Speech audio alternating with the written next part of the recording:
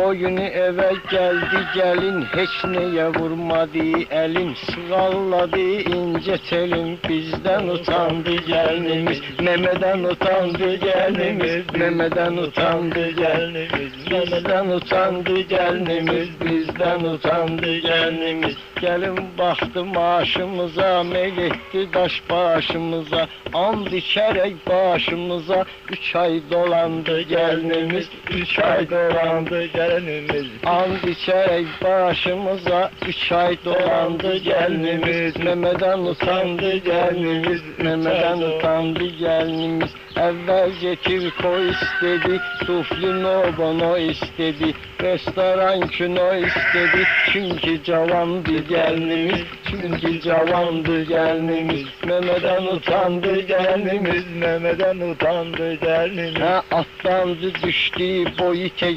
vahimeli bir kuyu tek, şeffaf gölmeçe suyu tek, birden bulandı gelinimiz, birden bulandı gelinimiz, memeden utandı gelinimiz, memeden utandı gelinimiz. Gelin işin yolun tahtı var, yokmuzu çaldı çaftı, kim ne dedi hürdü kaptı, itten yamandı gelinimiz, itten yamandı gelinimiz, memeden utandı gelinimiz, memeden utandı gelinimiz. Kardeşimiz düştü teşvişe, ahır canını tuttu dişe, gelini düzelttiler işe, şehre dadandı gelinimiz, şehre dadandı gelinimiz. Memeden utandı gelinimiz, memeden utandı gelinimiz. Gelin kâma çatmış idi, getirdiğin satmış idi, kardeşimiz yatmış idi, ağla uyandı gelinimiz, ağla uyandı gelinimiz. Gitti dayandı gelinimiz, memeden utandı gelinimiz, memeden utandı gelinimiz, memeden utandı gelinimiz. Gelin gezirdi bulvarda, günde bir cüre şal vardı, gah evde gah bilmem harda, çok daldalandı gelinimiz, çok daldalandı gelinimiz, memeden utandı gelinimiz, memeden utandı gelinimiz. Memeden utandı gelinimiz, giydi cinsi bir şalvarı, gezmeye gitti bulvarı,